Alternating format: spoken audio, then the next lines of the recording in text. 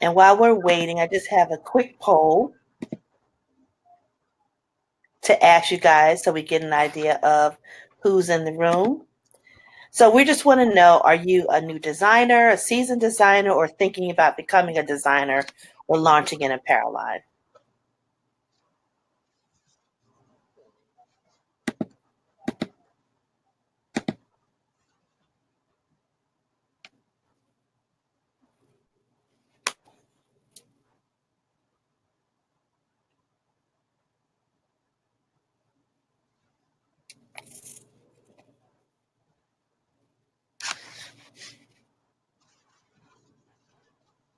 Okay, we're almost like even all the way around. That'll be good. Okay.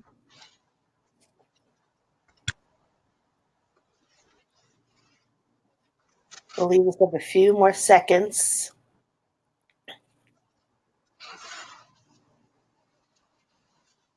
Okay, we'll go ahead and end the poll. Okay, thank you for joining us tonight. We're going to get started because we value your time. Just a few housekeeping rules. This is being recorded. So if for some reason you have to leave early or information, we will be sending the replay out to everyone. At the top of your screen, if for some reason your screen's getting crazy audio, just click the reconnect button at the top and it'll reconnect you. We will be having plenty of time at the end for all questions. So if for some reason, or if you think of a question while Samia is doing the presentation, just put it in the chat box and we'll be sure to address all questions at the end. So this is the fashion, design, and business. It's called the reality check. So we will be going over some great information.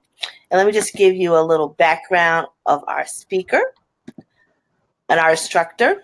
Tamir Rashid, she's the manufacturer, a domestic manufacturer out of Atlanta, Georgia, with SWH Apparel. She also is the author of the No Money Startup book, How to Build an Apparel Manufacturing Company. And she's definitely no stranger to the fashion industry. In 2013, she stepped from the shadows of showcasing her designs, and she has created an amazing collection, not only Anahari, but also several plus-size collections. She has extensive experience in private label, and we'll be going over all that tonight. And also, we have a surprise at the end because if you kind of want to take this to the next level, we're going to talk about that as well. So, Samia, do you want to go ahead and start? Yes. So I just want to say hello to everyone and thank you for joining in tonight. And I want to make sure that everyone can hear me. Okay. Gigi, can you hear me? Are we good? Yes, we're good. I'm going to put Okay. myself on mute. Okay, great. So everyone, as Gigi has told you, my name is Samia Rashid and I am the owner of SWH Apparel. We started out as a private label cut and sew operation, and we grew the brand to the level of two other labels or two other brands, Anahari and Alexacion. We still do private label for stores who contact us and want their label in their particular store. We help them through the process. We walk them through the process of deciding what items they want. And more importantly, we walk them through the manufacturing process. So what I want to cover tonight is the reality of fashion or fashion industry. What the fashion industry is not, it is not a string of fashion shows, it is not a string of parties, it is not an hour-long process. This is a commitment to your dream or your idea. And I will tell you that you're going to have to be committed wholeheartedly if you're thinking about taking this seriously and taking it to the next level. The next level meaning, for some of you, it may mean going from sewing yourself to finding contractors or finding a factory. So I want to spend some time talking about the business of fashion. Now, fashion is fun, it is glamorous, but it is a business. And when I say that, I mean you have to operate it and earn money. Some people, I would say, want to play business. And playing business means it's a hobby on the weekend. You do a couple of fashion shows, everybody says woohoo, and you don't make any money. And you drag all your things back home and they go in your closet and sit there. That's fine and dandy, but you're not making any money. You're not sustaining yourself. So I want to go through at a high level what the process is. So either you're going to become a in-house, conduct the work in-house. So that means all the sketching, all of the product development, all of the stitching is done in-house.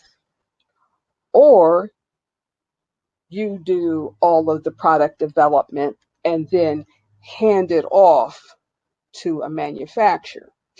Now, that manufacturer may be a domestic manufacturer or it may be an offshore manufacturer. And there's pros and cons for going offshore. There are pros and cons for staying onshore. Either way, you will have to make that decision. You're going to have to make the decision of what type of business do I want to be? What kind of entity? Because a lot of people start their business and they are what we call sole proprietors. You are the sole owner of the business. And that in itself is very dangerous because if anything happens legally, the companies will come after you personally. So, my recommendation always to newbies who are coming into the industry, one, do not use your name as the business, and two, incorporate yourself. LLC or what we call a incorporation with at a S level. And we can kind of talk about that. Maybe you have some questions about that at the end. We can go a little bit more in depth. But certainly you don't want to be a sole proprietor. And if you're talking about expanding, having a viable business, you do not want to do all of the work. You're going to have team members to help you. There is no way that you can do all of the sewing, all of the cutting, all of the pattern making, staying up late at night. That's not having a business. At that point, you are still a seamstress. That's what you are. So you want to move past being a seamstress. You want to manage and operate a viable business. So let's talk about where you start. Now, most people can sketch, I suspect. Um, so you develop ideas. You have ideas and, you have a sketchbook and you sketch everything and you may make a sample. You may do some draping and make a very beautiful sample. Then my question is, what's the next step? And this is where most people get stuck. They don't know what to do next. The next step after this is to find your customer, define your customer. Who are you selling to? Are you going to be wholesaling or are you going to be a retailer? Are you going to be a combination of both? If so, you are going to have to work on your sizing, your grading, your tech packs. You're going to have to determine who this person, if it's a woman or women that you're going to be selling to, who are they? What kind of lifestyles do they have? What problem are you going to solve for that person? And that's part of defining that story and and defining your brand. What problem are you solving? So you need to look at yourself not as a fashion designer. You're a problem solver. You're going to solve a problem. So maybe you're making swimwear for petite women. That's solving a problem for them. Maybe you're making evening dresses and the Missy range. That's solving a problem. Maybe you're making workwear for plus size women. That's solving a problem. So when you're solving that problem, you have to keep in mind who they are, what their lifestyles are like, and how you're going to help them solve specific problems in their wardrobe and in their life. So when you decide whether you're going to keep the work in-house or whether you're going to outsource the work, there is or are steps.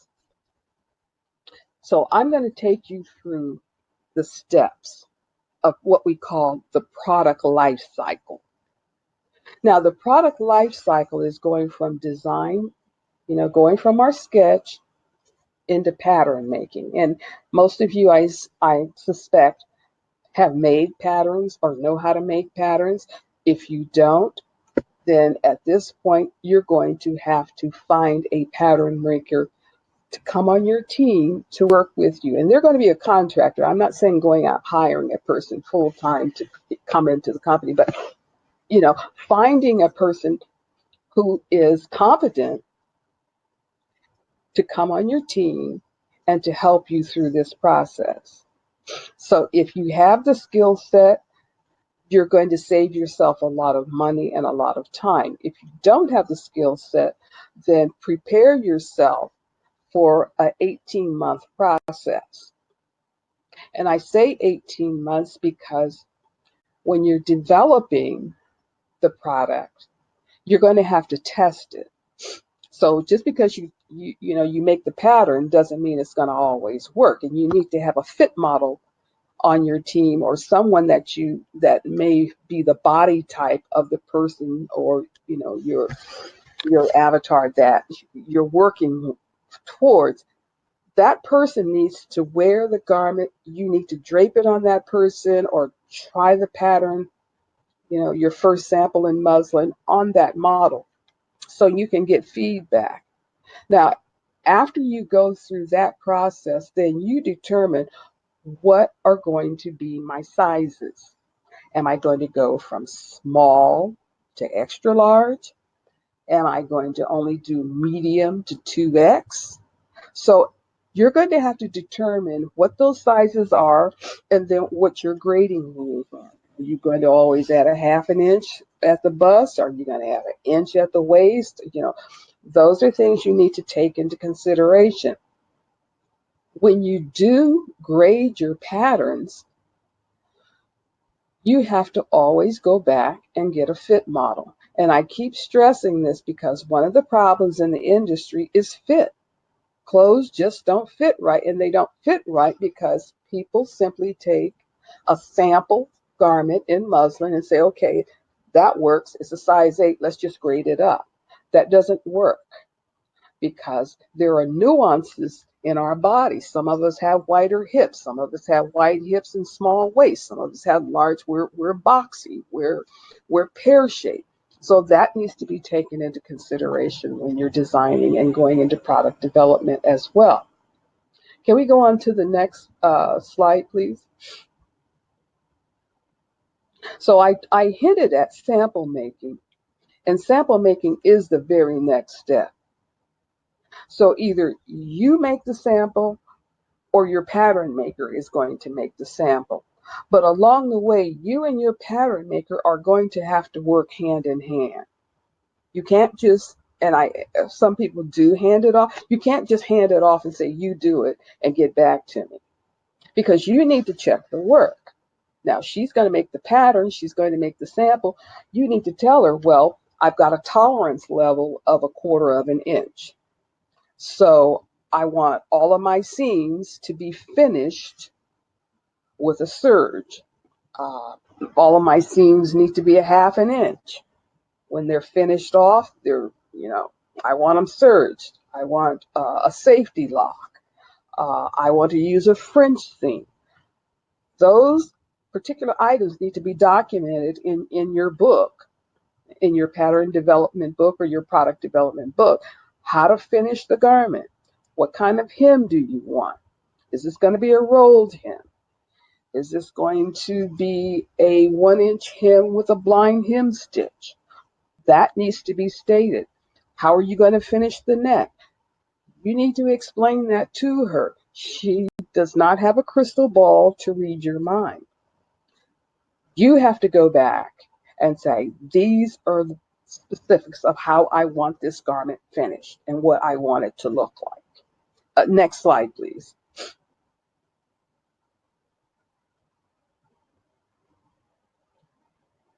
Now, once we get through the sample making process, you're okay with how the garment looks, you're okay with the finishes, you signed off, you say, yes, this is what I want, let's go with it.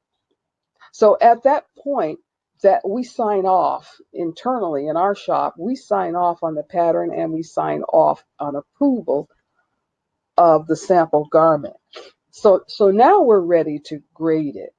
So grading means, okay, we're going to grade it up X number of inches in the bust, the hip, and the waist to get to our size. So our size range is between medium and 2X. And at that point, that's when we determine, okay, we're going to go ahead and make our patterns and we're ready to go into production.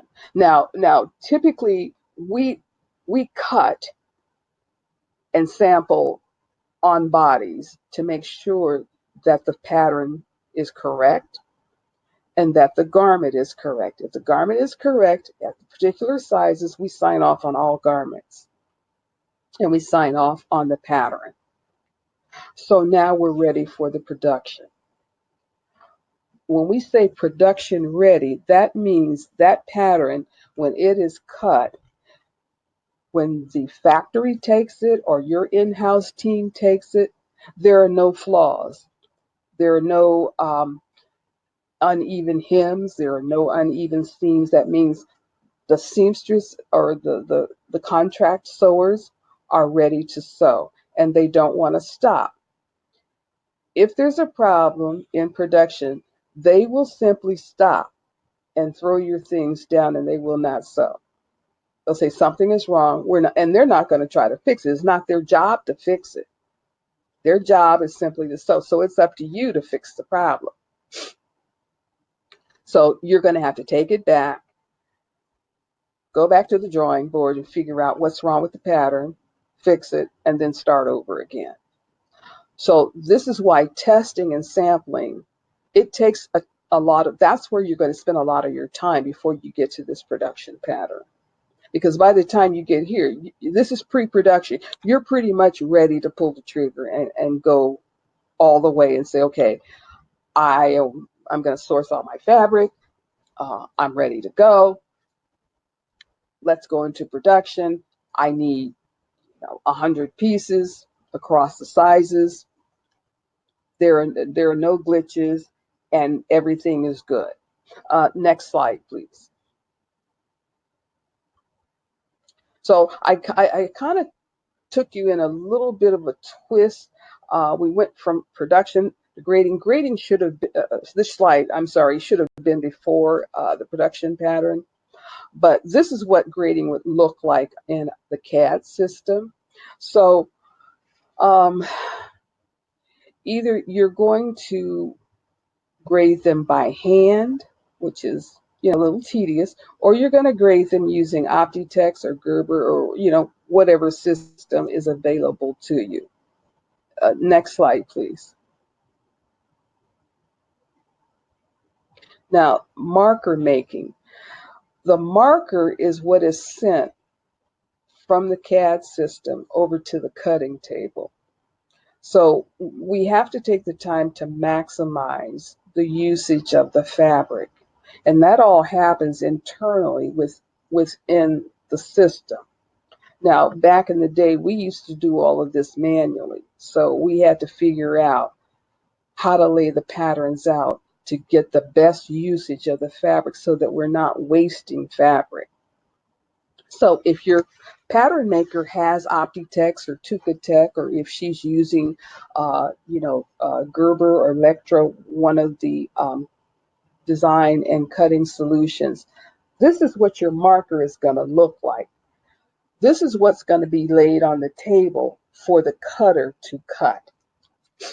And what this indicates is all of your sizes that you've approved. This is how it's going to be scrunched together so that we get a good cut. And when we say get a good cut, we mean that we receive the best usage or yield of fabric. Now, you're going to hear the term ply. And what ply means is stacking the fabric to cut. So you have 1 layer, 2 layers, 3 layers, and usually the cutter will ask you, how many pieces do you want per size? Because he or she needs to know how many ply to lay down. He'll say, well, how many ply do you need? So you've got to work that calculation out before you talk to him, or either work it out together. But ply is nothing more than the stack of fabric. So if you're saying, I want 5 ply, I want 10 ply, do you want he or she may ask you, do you want a high volume cut? So a high volume cut means you're going to cut at a minimum 144, maybe 200 pieces minimum. Anything in that range and up. So you need to determine, what is my ply going to be for the cut. Next slide, please. Now, with cutting, we need to pay very close attention to how wide the fabric is, because you don't want to wind up not using like a long alley, like 6 or 7 inches that are still left over. And that goes back to how we utilize the fabric. But your cut is extremely important, because if the cut is wrong, everything else down the line is going to be wrong. The stitching is going to be wrong. The dimensions are going to be wrong, and you're going to have a headache on your hands. You've got hundreds of pieces and they're wrong, and then we've got to sit down and figure out like what happened. And it goes back to the cut. Next slide, please. Now, most cutters are going to use probably a 6-inch knife, what we call a 6-inch knife, usually an Eastman. Eastman is pretty much the most popular one. Or they may use an electronic table, or what we call a cutting solution, either Gerber or Electra. So if that happens, you're going to work with the operator on the floor to help him understand your ply and the cut, and oversee as much as you can. I mean, there's some days you may not be able to run over, but you should be there for the first cut to make sure that things are going right. And the first thing that we typically do is we cut on the table out of paper. And then we take that paper that is cut by the system and match it up against the manual pattern. If everything matches up, then we say, okay, we're good to go. We can cut. Next slide, please. Now, after cutting, things are what we call bundled. They're sorted and bundled and tagged. So if you've got a couple of hundred pieces, maybe 500 pieces across all your sizes, they need to be bundled by size. and then at that point they're going to be distributed to the sewing team.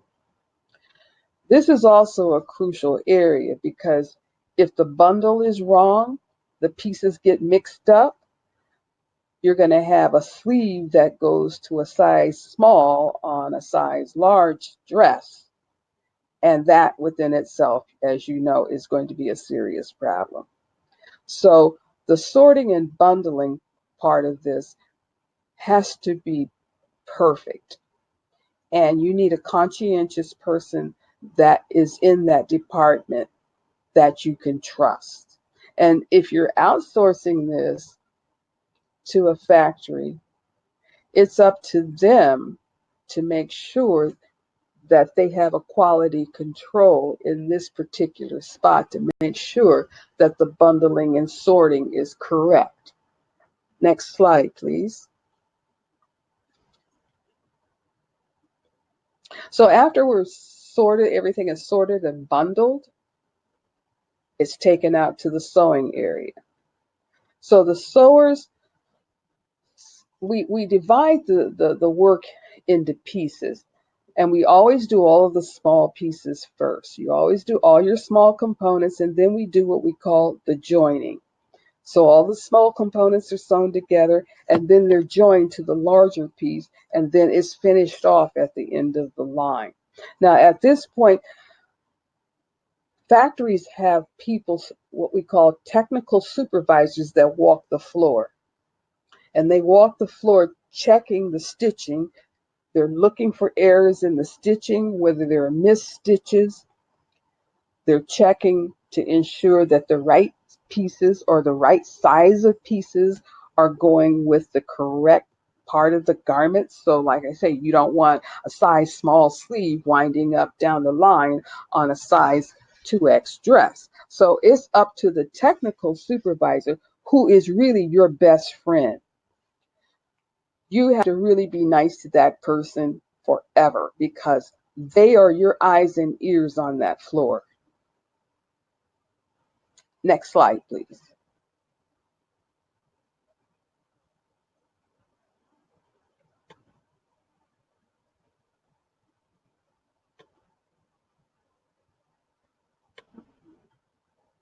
All right, Gigi. Uh, Hold on just a sec. I have a little bit of a glitch here. I've lost.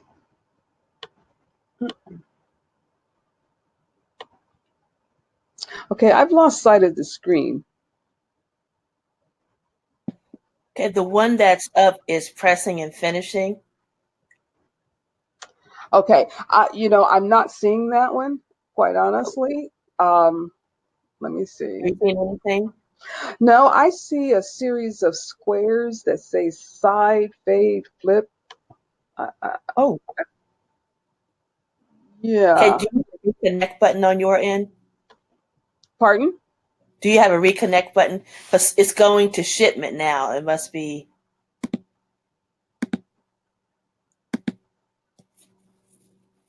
What do you see now? No, I still don't see it. I don't know Um, what's happening. Try to refresh the tab to see if that'll help. Okay, ladies and gentlemen, if you just hold on one, we just refreshing.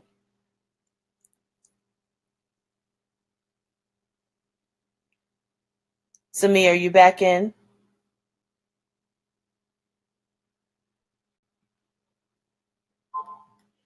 Technology is great when it works. Samia, can you hear me?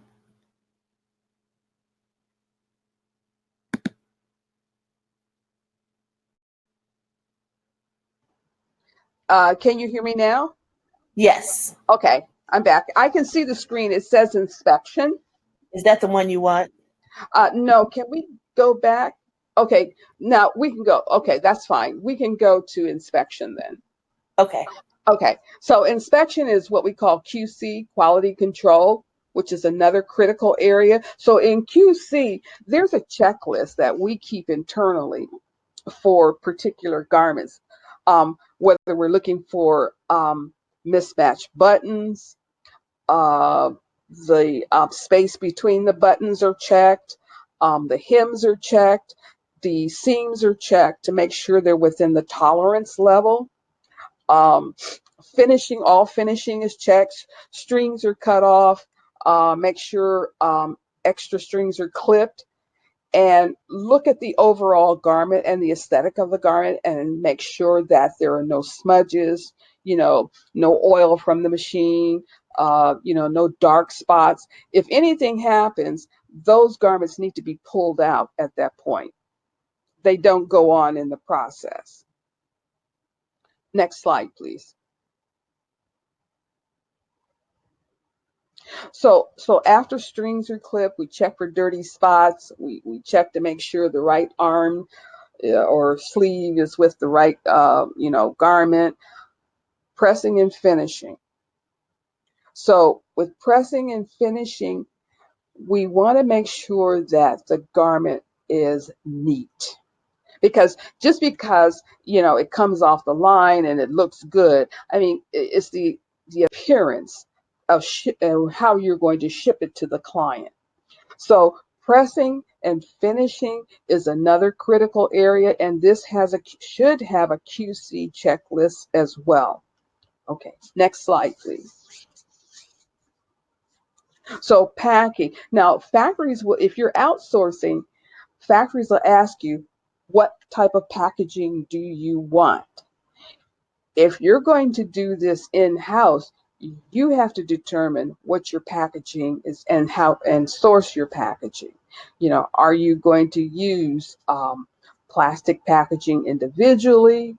Are you just going to pack them in boxes? And quite honestly, it's appearance. A lot of buyers complain because they say we just get stuff thrown in boxes.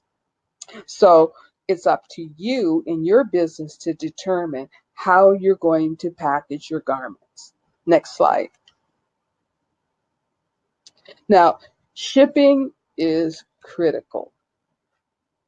Shipping is critical because you can sew everything up and you can package it, but if you do not ship on time, you are going to have a serious problem. You're going to have a problem because the buyers or stores who you're going to sell to will come back and say, we didn't receive it on time, so we're not taking the shipment. So then what that means is you're eating that shipment. It means you've lost money because you can't ship.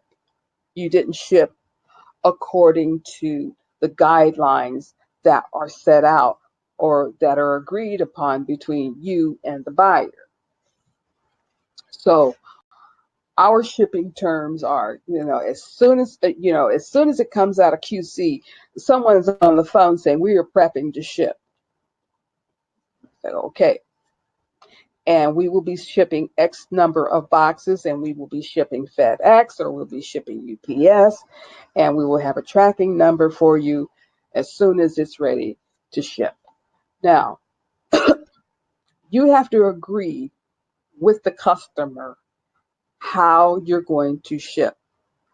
Ship the most efficient way and the most cost-effective way. Just because FedEx is out there doesn't mean you have to ship FedEx. And I'm not dinging FedEx. I mean, we use FedEx ourselves. But I try to be as cost-effective as I can with the customer. So this is all going to happen up front when you're talking to the buyer about how do you want the garment shipped to you? This is what, and what I say is, this is what we typically do. Is this something that's acceptable to you, or do you have shipping terms that you all use? So we come to a happy medium, and we document that. Say for customer X, this is how we ship. For customer Y, cannot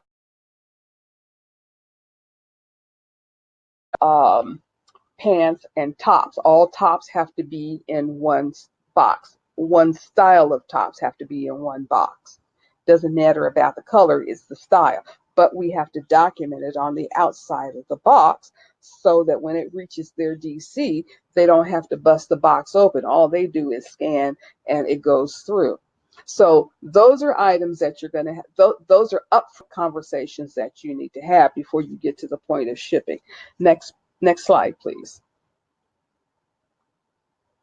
So in summary, the garment manufacturing sequence is really, it's really just sketched from design to shipment.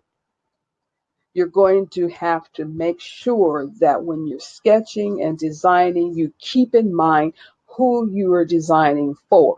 It's not about you.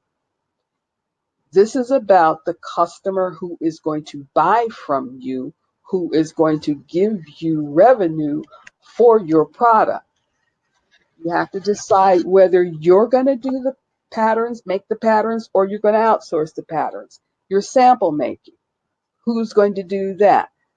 Who's going to make the production pattern? Who's going to do the grading, the marker making? Who's going to do that? Is that going to be something you're going to do internally, or are you going to outsource? So spreading, cutting, sorting, bundling, sewing, assembling, all of this is part of the whole process in the business of fashion. Now, I've touched on quite a few items, and critically, the most important part of this is the operation of the business. Who's going to do the work? And certainly at this point, it really should not be you. You need to have a partner that works with you, that has, if you're an artsy kind of person, you need to have a partner that has a strong business sense. If you're going to be at the helm of the ship, then you need finances. How are you going to finance the business? Where are you going to get the money from? How are you going to finance your shipments? You know, once shipment out, you're not going to get money up front. And depends on the terms that you agree upon with the company and with the buyer. It may be 30 days, it may be 60 days before you will actually see any money from your hard work and your labor. So the business part of this needs to be thought through very critically, and you really need to have a business plan. So if you're not the business person, you're the arts person, you're the art director, or you're the director of design, you need to have somebody that works arm in arm with you that has a strong sense of business. When you're reaching out to buyers, you have to think about marketing. How am I going to market all of this? Who's going to do that? That's going to happen on the business side, because there's no point in you designing and sketching and making samples that are going to hang up in your closet. You're not going to get any income from that. So I'd like to be upfront about what the fashion business is. It literally is a business. You are going to spend about 10% of your time actually sketching. 90% of your time is going to be spent managing your business. Human resources, finding contractors, sourcing fabric, sourcing machines, sourcing factories, looking for the right factory to work for you. If one doesn't work out, then you still got to be on the phone. You need a backup, because if one doesn't work out, he says, "Oh, I'm too busy. I didn't get to your stuff." You're stuck. So you're going to constantly be in the mode of working the business. So with that being said, I would like to get some questions so we can have a conversation, because I've been doing all of the talking and I'm giving you a lot of information, at one time, but I really want to hear what your questions are about your specific businesses. Okay, Sabia, can you hear me? I can hear you. Okay, so we'll have some questions, and I'm sure some more will be coming in. So, one of them was, do I need to go to college or design school to learn all this? That's an excellent question. And, I'm a bit torn. I'm a bit embarrassed to answer it because I didn't go to school for all of this. Um, I would say um, for the business part of it, I would take classes like on, business finance, the sketching and the artsy part of it. You can pick up some classes on that, but quite honestly, I didn't go to school for this. I just dived in. So, where would you, since so say that they're at a stage in their life where maybe school is not an option, where would Hmm. they, where would you recommend they start? They have an idea. Where would they start in this process?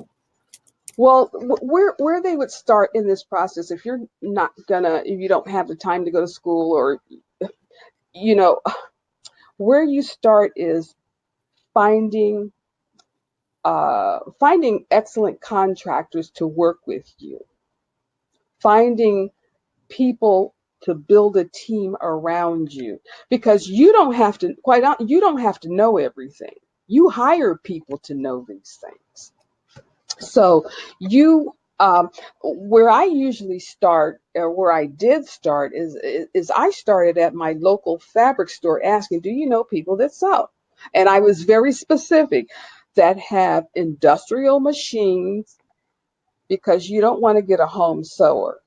You want someone that has an industrial machine, and has some industry experience, or has been around the industry. So you need to start building a team around yourself to help you get to where you want to be. It doesn't necessarily have to be all you. It should not be all you. Okay.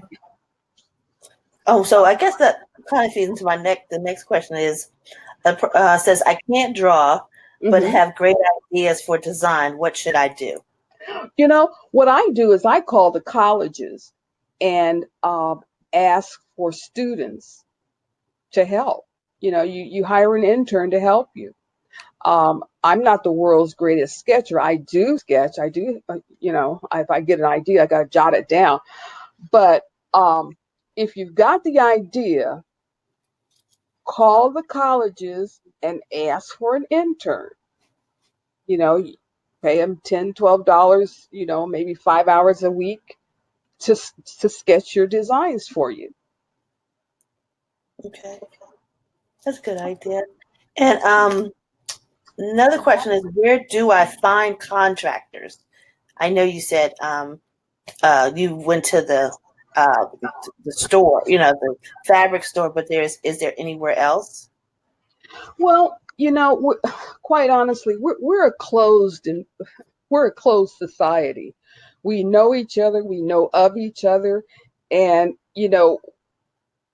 it's really kind of hard getting into the circle. Once you're in the circle, you're in.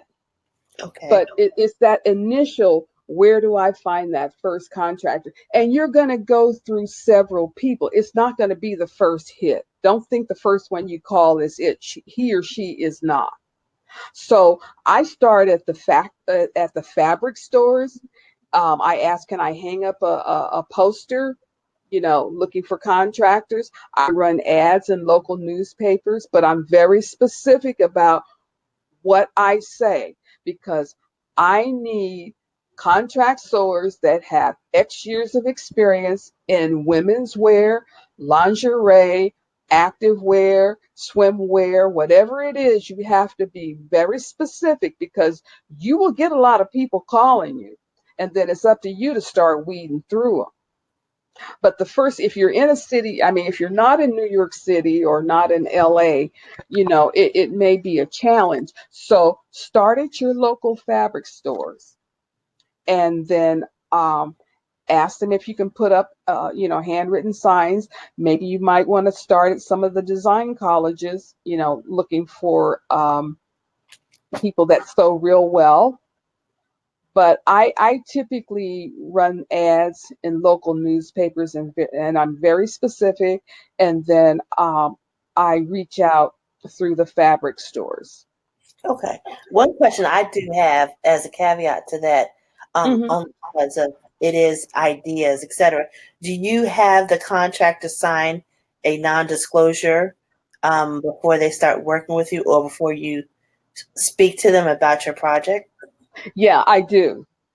And I have a boilerplate. If anyone would like one, I do those right up front. Okay. Yeah. And if you have, I strongly suggest you do that. Okay. And one other question is, what is a ballpark startup cost? And I know that's kind of like a open-ended question for to start um, a fashion design business realistically. What kind of startup costs are they looking at? Well, it's a lot of money. It's more than what most people think it is. I mean, When you say a lot of um, money, so can you give them a yeah, yeah. like a I real gotta give them broad the idea? dollar amount. It can range anywhere from like 20,000, 25,000, easily, because you're going to burn through that money just sourcing fabric and contractors, within the first year or so. Okay. And that's, and I don't want anyone to take that as the hard, fast, well, Samia said. I mean, that's just kind of that's a low ball general, um, you know, uh, uh, that's a low ball figure. Okay. So on top of that, the other question we have is, should I work with overseas manufacturers or domestic, meaning U.S.? Because Well, I know when I was doing our bath wraps, of course, you get all these inquiries of people saying, "Oh, I could, do this type of, mhm, product for you at XYZ," but they're right, from a whole different country. right. Well, when you're first starting out, working overseas it sounds glamorous, and the costs are very affordable, but there are hidden costs that begin to add up. And first of all, it's the cost of travel for you to go to that country, maybe stay there a bit to get the production started. Mm. Um, then there's the cost of hiring what I call babysitters, because I used to hire babysitters in all the countries because I didn't, it was wearing me out to keep, flying back and forth to Asia, or flying back and forth to North Africa and, getting back home. So I hired babysitters. And babysitters are people that go to the factory, make sure your stuff is being done correctly, and you pay them X amount of dollars that you agree upon per month. Hmm. Um, the other hidden, the hidden, this one is the one that kind of stings me. I had to work through, um, you know, shipments that weren't right. It's kind of like you don't really have a recourse because, okay, you're over there, I'm over here. The babysitter should have caught it, he didn't. So then what do you do? So then you got to eat that order. Or either they don't ship on time. They say, oh, yeah, yeah, yeah, it's going out. Oh, yeah, yeah, yeah, it's going out. Oh, yeah. Well, it's like, when are you going to ship it? I've got stores waiting, and, you miss the order. So you have to work out all of the logistics, all of the partnerships, all of the upfront costs. Oh yeah, and they hold your things hostage, because I did have that happen. The guy, we had to pay like this hidden fee. The guy says, well, I'm not going to take it unless you pay me an extra $300 to drive it to the dock. I'm like, really? So, So wow. we literally, I had to wire $300 on the spot so that they could drive it to the dock, when that should have all been part of what we call the FOB. I said, okay, you guys get it to the dock, put it on the ship. I'll pay for it from, the port in LA back to me. So, see, those little kinds of things pop up. So, you've got to be prepared for that. And you need to make sure that your order is big enough for the factories overseas, because, see, they work off of high volume. That's how they make their money. Mm, okay. So, they may charge you maybe $5 or $2, but yeah, they're expecting you to do at least 3 to 4 thousand pieces so they can make some money off of it. Now, Mm, on the flip side, working domestically, you can do smaller runs, but smaller runs cost mm, because it's not high volume. You can, I mean, and you're closer, you can go check at the factory. You can get there and say, okay, I want to come in, I want to sit down with the cutter, I want to sit down with the quality control people, and that's all great. Those are the pros because of proximity. mm-hmm. That's the great part of domestic. The flip side is it's going to cost you a bit more, because if you're doing smaller runs, if you're doing, a couple of dozen, maybe 6 dozen, it's going to be a tad bit expensive because we're paying U.S. prices. I definitely do not compete with China on cost Right. ever. I compete with them on speed. So those are the pros and cons of working overseas and working domestically. So it's up to you to decide, what's going to be the best fit for you. Okay. And then we did have one last question. Then we want to talk about the event in March. It says, how do you know what a reasonable cost is to hire contractors? Hmm. Well, mm, reasonable. It shouldn't be anything like $500. If somebody's telling you, okay, look, I'll charge you $200 to do that, that's unreasonable.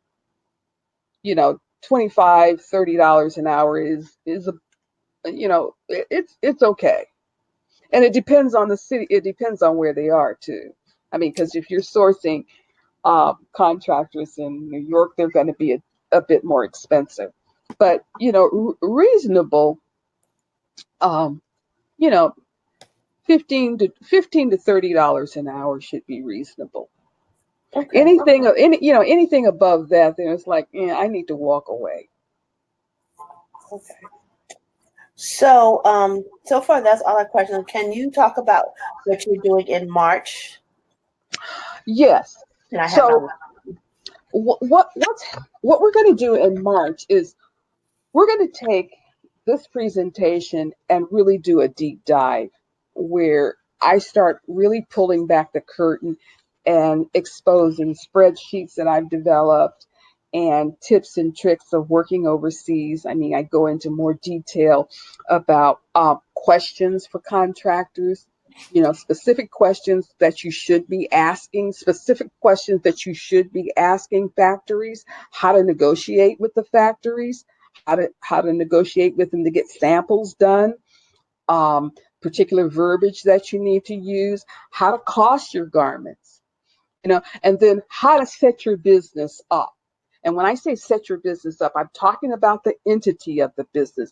I don't want to just leave you out there hanging about, the sketching and the production. You need to have a business entity that protects you, how to pay yourself, how to pay your contractors, how to develop your finance document. What finance documents do you need?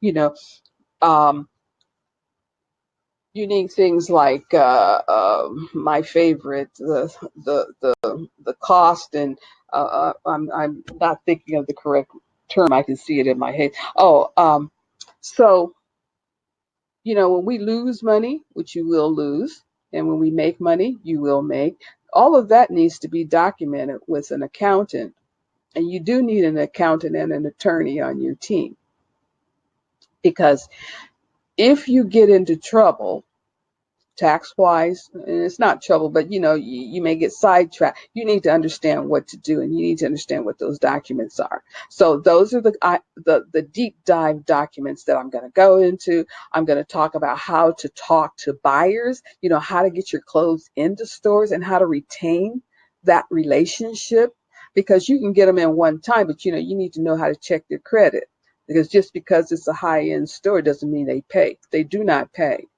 So you need to understand how to protect yourself. So those are the deep dive things that we're going to go into in March. So if you're local to the Atlanta area, um, we will have a weekend. This will be an intensive. It's going to be very, very intense, where I teach from my book and I bring in spreadsheets. You will have things to take back with you. We will talk about tech packs, what tech packs are, why you need them, who needs them. Sometimes I get around them, how you get around a tech pack. Um, those are critical pieces that we really need to go into. So that's some of the high level of what we'll be sharing in March.